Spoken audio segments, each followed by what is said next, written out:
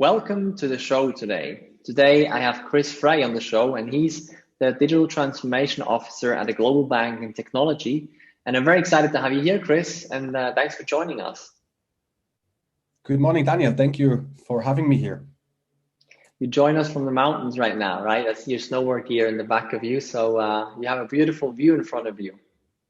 That's correct. I have a day off tomorrow, make it a long weekend, and I'm already sitting in the mountains ready to grab my snowboard later and go out. Still snowy, beautiful sun. Love it.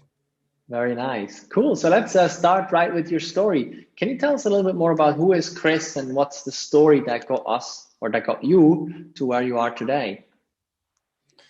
Yeah, thanks for the opportunity. So I'm an IT executive that focuses on digital transformation, innovation, and emerging technologies.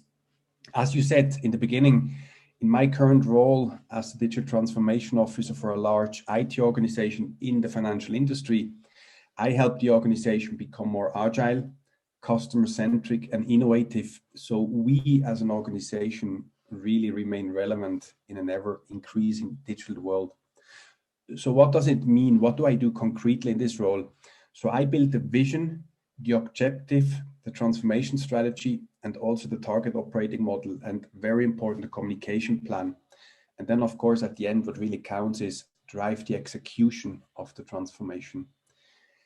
In my roughly 20 years of strategic operational management experience in technology, I had different roles such as COO, service management head, product innovation for companies such as UBS, Apple, a mobile and digital media startup in Paris, and also Perosystem, which today is Dell. What really drove me through my whole career is I was always interested in bridging emerging technology and innovation to advance or change how we live and work. At the same time, provide pragmatic solutions to complex problems. I'm a believer, if something is too complex, it will not be used on the long term. I also mentor startups at accelerator programs, mainly in Switzerland, and enjoy meeting people who challenge the status quo for the good. I learn from the startups as much as they learn from me, at least I hope. And outside of work, if I'm not in the office or virtually connected, I really enjoy kite surfing at remote places. That's a big passion of mine. I like live concerts at small venues and discovering modern art and sculpture. Although I'm not an art expert, but it's something that really drives my passion. So that's me in a nutshell. I love that. Thanks for the nutshell. Appreciate it. Very interesting experiences you had so far, and I'm very interested in your perspective and your experience and your perspective on certain things. And the first one I'd like to ask you about is the human centricity when it comes to innovation. So, from your perspective and experience, how important is the human in innovation? For me personally, it's something of the most important. I'm a big believer, and I have been applying it for many years, the human-centered design, which puts exactly the human into center. Why is this important? I have experienced through my own life that I had designed ideas with teams for services where we had a room full of experts, and everybody was convinced that's what the customer really wants. So I give you an example. I once had the opportunity for a bank to drive concepts and proof of concept for wealthy art collecting clients. So rather give them more financial service options, bring them something in a passion field. We all were convinced the left side is the consumer who wants the service and the right side delivers the service. When we went into the interview very early, which is part of the discovery phase in the human-centered design, it turned out that what we believed is the consumer saw him or herself as the provider of the service, and the other side perceived it as a service. So imagine we would have developed something according to the experts. We would have been completely wrong and failed. And it's not because the experts were not real expert. It's just, if you want to know whether the food is good, don't talk to the cook, don't talk to the owner of the restaurant, talk to the person eating it. And that's why for me it's so important. I love that story. Just illustrates very well, the different perspectives and the different stakeholders, and how important it is to really understand the human and the different humans, the different stakeholders as well. But maybe let's go a little bit deeper into that topic of, human-centered design, and also in terms of, designing services and products in the digital space. I'm very curious from your perspective, like, what are things that make these digital products, services, platforms, whatever it may be, actually successful, and what are some of the things that make it really difficult for them to succeed? So if you look at digital transformation and simplify it, what makes it successful or what makes it fail, always from an end user point of view. So you will see I differentiate from a consumer and from the client. The client is the person buying the product. Very often the consumer is a different person. So you really need to check the consumer. Of course, if the buyer of your service is not happy, you don't make a deal, but that's why I use the word consumer. So for me, successful digital transformation or digital services needs three things. One are the digital touch points. You know them, you use them through your smartphones, you might go online, order something. So you need those. Then most important and the hardest part is that you connect the processes together. What I mean is, in a traditional business, you have a process that goes from left to right. You have another process, a third process, and you have a process owner. In a bank, it might be the process of mortgages, then the process of investment advice, then the process of account opening or management. Now, in the traditional world, this worked, but in digital transformation, if you use digital platforms as a consumer, you can jump now from one service to the other on a fingertip. So all these processes now need to turn around and look from a consumer journey point of view. And this is very, very difficult, but you need to do it. Otherwise, you have the problem if something goes wrong. As a consumer, you have to call here, they divert you to there, then they ask you to call somebody else. It shouldn't matter for you. If the food is not good in a restaurant, you talk to the waiter. You don't call the supplier and talk about the meat supply. You don't do that. And the third thing is that you really add additional value from a customer point of view. I give the classical example. You move your telephone hotline to an online chat. That's perfect. But those who still want to call because they have a problem or they don't want to use a chat, if you remove it, you have not created additional value. You have just shifted value from one channel to another. So these three things are absolute key. And if you keep those in mind, your digital transformation cannot go wrong.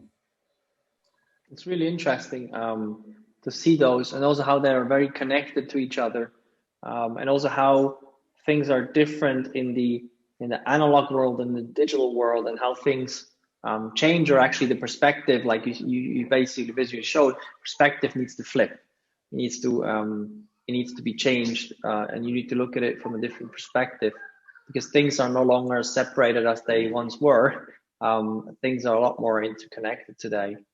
Correct. And I would like to add, when I talk about process, I do not separate the digital world from the physical world. So the process could be that from time to time, you still want to go into a physical place. It might be less frequent, but when you are there, it's more valuable. So it's really connecting digital with the physical world, because we're all humans and we do not sit at home for the rest of our life and do everything online. So that's really the key. It's connecting all these channels, physical or digital, in the journey. I love that.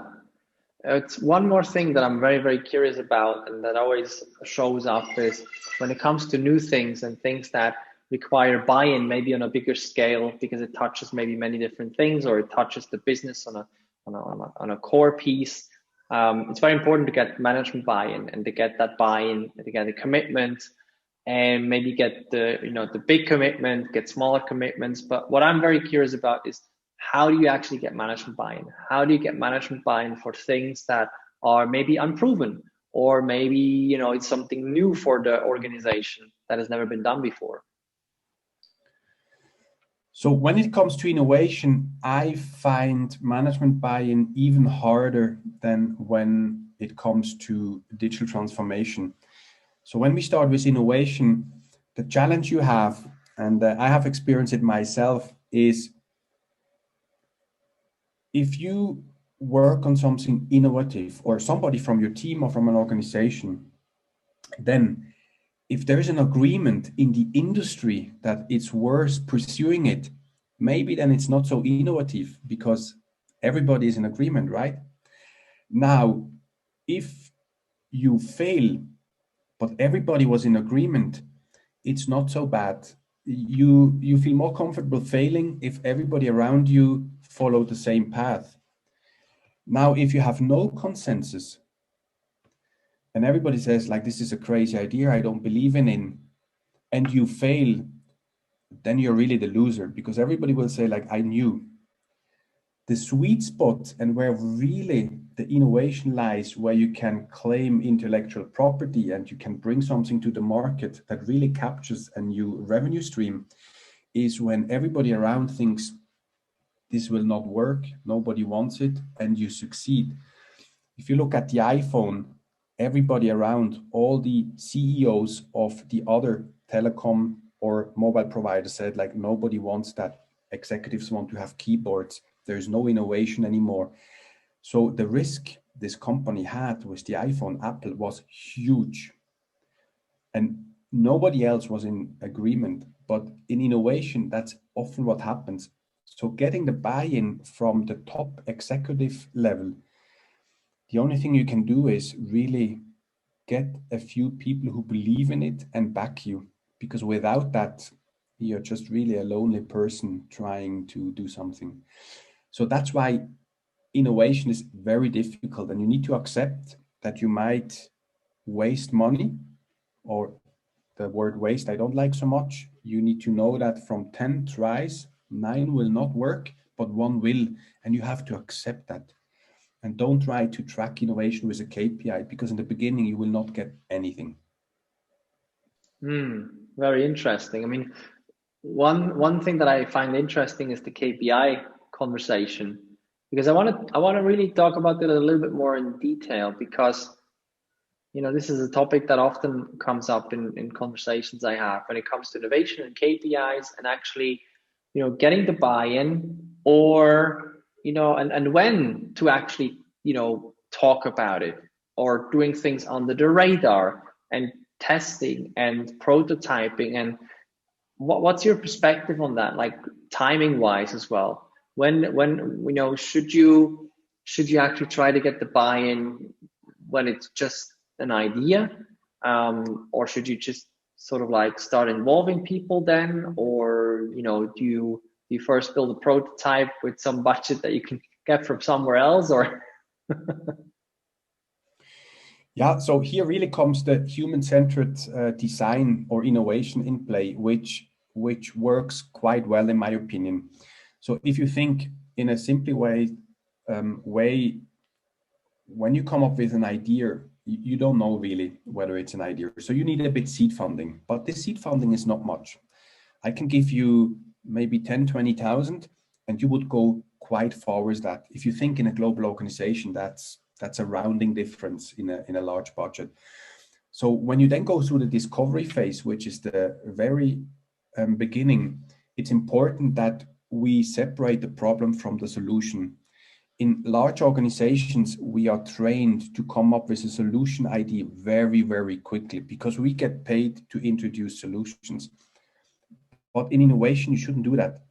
You really need to look at the problem. So in the discovery phase, you talk to customers, to potential users, you get feedback. You also need a bit of time to get an expert in the field, even if you don't know it. Get different people on board. So don't get all technology experts or business experts. Get an architect, get a biologist, people who think completely different. They will ask questions you would have never thought of. Then from the many ideas, you need to narrow them down and pick something you feel there is a certain opportunity. And then you need to define very quickly a prototype. This can be a piece of paper. This can be Lego. There are some tools. You have almost not invested anything. That's latest the moment I would include your stakeholder. If the stakeholders are those who giving you the money, I would keep them in the journey all the time, because if they don't hear from you, they think nothing is happening. And then once the prototype turns to be successful and you get a good feedback, then you need to anyway ask for more money, because then it's the option where you say like, should we go for a minimum viable product, 2, 3 features, and test it with a user base? That's usually where suddenly your company brand starts to play a role. Until the prototype, you're pretty free. That's a very cheap way to test. Interesting insights into timing and also how to deal with prototyping. There's another topic I want to talk to you about, which is leadership, and leadership in times of change, in times of transformation. So first of all, do you have a leadership playbook? Because I know there's no manual, I get that, but is there a playbook in meaning, are there certain principles that you generally apply when it comes to leadership? So I have a framework in my head. Generally, if people work for me, I always try to work in the intersect of 3 circles. One circle is, it's the objective you get. You rarely, even if you're the CEO of a company, you rarely can just define your own objectives. Usually they are driven by market, consumers, the board. So you need to fulfill the objectives. Then you need to check the team. So the team, the organization as a whole needs to grow and play together like a football team. And you also need to be careful of the individual. People in a team have different needs, although they might play together. And sometimes you need to be a little bit on the watch out of the objectives. Sometimes you need to take care of individuals. Sometimes you need to make sure that the team gets together. So you're a little bit like a helicopter. So that's how the team works from a management style point of view. Then what I like and what I'm a strong believer, and this goes in the transformation itself, when you transform something, transformation in itself is not a target. It's a tool for a higher means. So if you think change management is something doesn't work, you analyze it, you fix it, you put a KPI, once done, it's over. A transformation, you design the future, how it should be. Of course, analyzing the market. So you need to know the why. So once you communicate to your team, why are we transforming? And then you explain them, what is our vision? And it must be stimulating, it's the North Star. But you also explain them, what is our mission? What get we paid for every day? And then you have a strategy and you explain them all the time and you empower them and you take them on the journey. Then you get the buy-in. I don't believe you can have a transformation where a dedicated team on the sideline does it, and once it's over, gives you the whole thing. It will not work. A transformation needs to be with the people, for the people, and have the buy-in. Interesting. Thanks for sharing those 3 circles. As part of transformations and changes, talking once again about getting people on board and getting the buy-in. What I mean now is from both perspectives. On the one side, the management, on the other side, the teams as well. How do you get them on board? I think is already what you shared quite a bit when it comes to the actual, the vision, the mission, the strategy.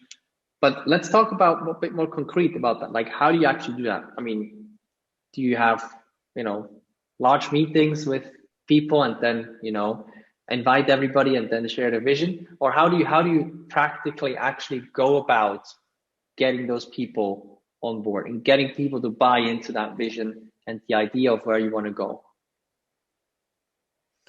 So I can give you an example of the current transformation, how we structured it and how we are doing. So we spoke a lot to our internal clients and we understood the pain points they had over time. And then once we realized how the market is moving, our strengths and weaknesses, we brought the whole management team together and said, like, although I'm the digital transformation officer, I don't achieve anything without the others. So we were very aware, I'm more like a conductor of an orchestra where you have specialists in different areas and you need to constantly get them in sync and play the same music.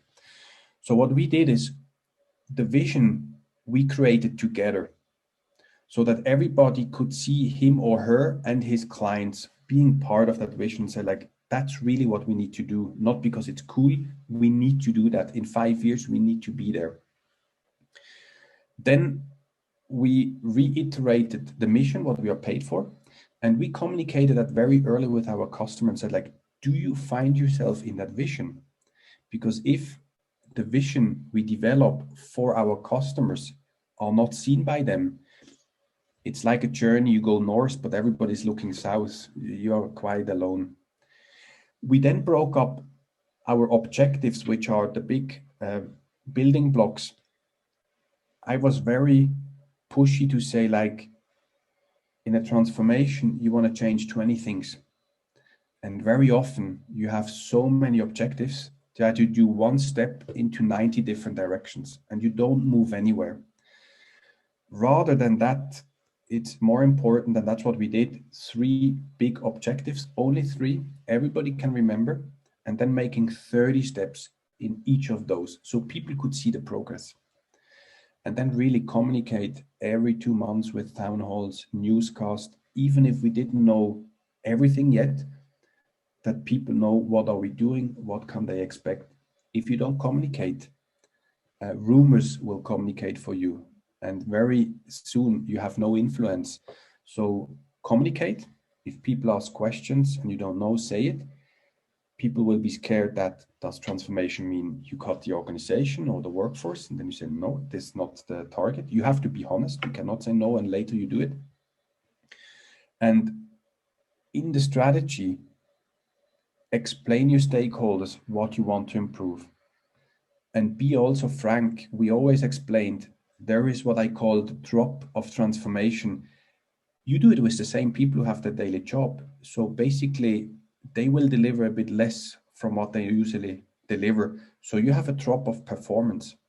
And once the transformation is done, you will have an increase of performance, hopefully more than you had before. You need to be very transparent to your customers that they don't believe the transformation goes without anybody realizing anything. So that's really the most important. Target operating model, be very clear what you do, communicate it, very structured, and then execute it and keep communicating. When things go bad, tell it, adjust them. Don't stick to your plan if it doesn't work.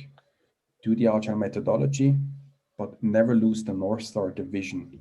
The moment you realize people are doing something that does not serve the vision, you really need to stop it. I really like that you already went into the topic of how do you do that on the way as well. But one thing I want to specifically talk about as well on one thing on the way is how do you deal with things going wrong, things not working out, things we said we're gonna do and things we have planned, and then 2 months later you realize everything was basically nothing worked. Everything is now in a very different place. How do you communicate? How do you communicate that? Are you by default honest and transparent? And then if yes, how do you actually do that? And how do you formulate certain things? So you said like, what if everything goes wrong? I think if everything goes wrong, you have a hard life. And people question the vision.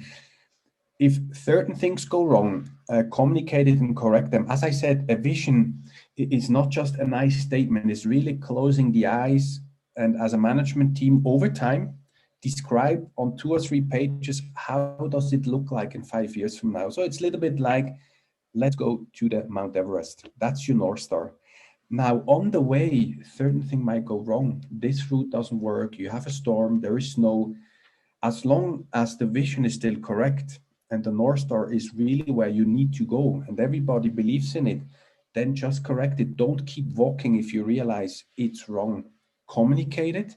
And we communicated at the very beginning that a transformation, like an innovation that has no setbacks, maybe does not move 1 inch out of the comfort zone. A transformation is always something that transforms and changes.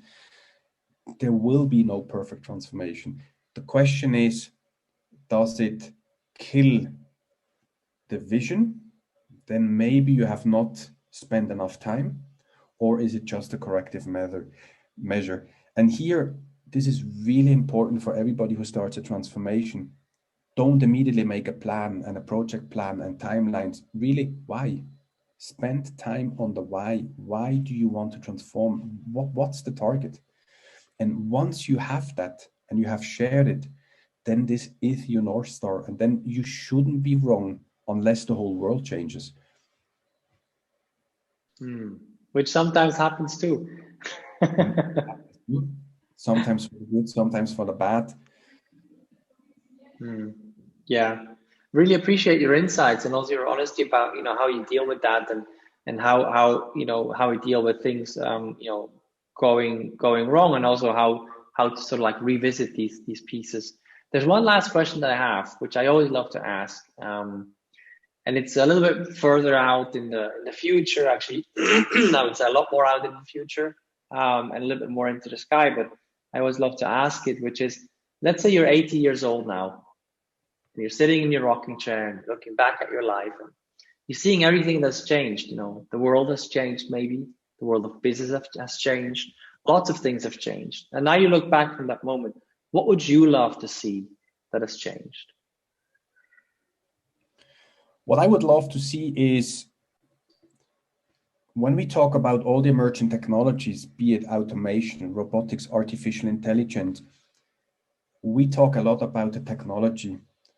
But very soon we need to move this into a more philosophical question, because we always hear, if all these things are automated, we humans have much more time for other things. The question is, which other things?